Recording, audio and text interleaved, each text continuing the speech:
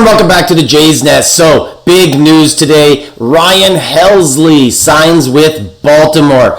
2 years, $28 million with a player option. So it's essentially a 1-year deal. He's betting on himself, hoping to get a longer deal or more money after that. He had a down year with the Mets. But what this is a top closer, probably number 3 on the list of available closers. Number 2 already signed, Iglesias with Atlanta. So now that leaves Diaz and a massive jump down to the next one. So does it paint the Blue Jays in a corner where they have to go get Diaz? We know from Ross Atkins' comments, we know they are not happy with Hoffman. He said many times that immediately after the game, actually, that Hoffman is not penciled into the 9th inning next year. They'd be totally fine with him being 8th inning, and that means they're going out looking for bullpen help. And if you're not going to get the top guy and the 2nd and 3rd went off the boards, you're basically just signing another Hoffman. So you kind of have to go get Diaz. So we're going to have to pay Diaz money now. So let's look at the other options that are available, and I'll show you why. The Blue Jays basically have no option now except Diaz. These are all the best available relievers according to MLB.com, and Diaz is right at the top. There's Robert Suarez. Again, it's an older guy. You're going to get him cheaper. You're going to get him for 1 or 2 years, but it's not the long-term stability you want out of your bullpen. It's not the best guy available.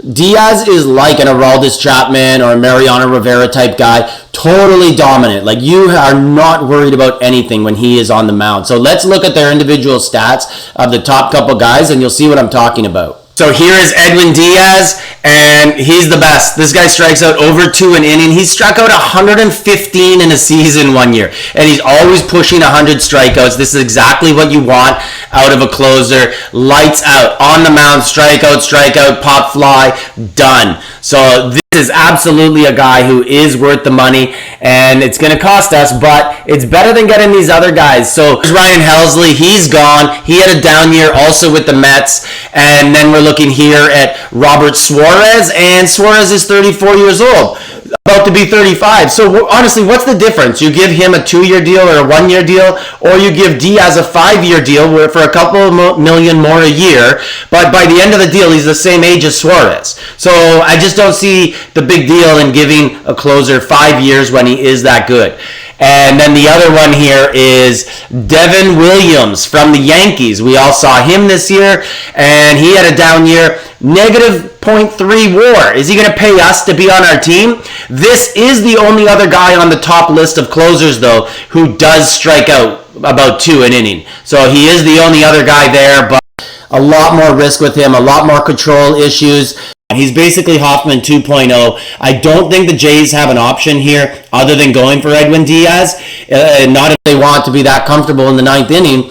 It's not saying that you could just put Band-Aids on in the bullpen. You either sign the top guy or you just agree to go into the season like a lot of teams do, and you go in with what you got. You see who's hot, who's not. Wait till the deadline and you trade and pick up some hot arms like the Jays did last year. They were pretty successful with it, bringing in Louis Varland and Sir Anthony, and it really helped out. But if you really want to solidify that back end, Edwin Diaz is the answer here. Let me know in the comments what you guys think about it. And I also kind of think that you basically are trading Barrios for Diaz, because you're going to be able to dump Barrios' deal. He makes 19 actually, but you're going to trade that exactly for Diaz, a couple million more, and that's just better asset allocation to have that phenomenal 60 innings at the end of the bullpen all year long. Is his $20 million really going to give you much more than Eric Lauer or signing Scherzer for around 10 or Bo Francis? I don't know. Like, subscribe, leave a comment.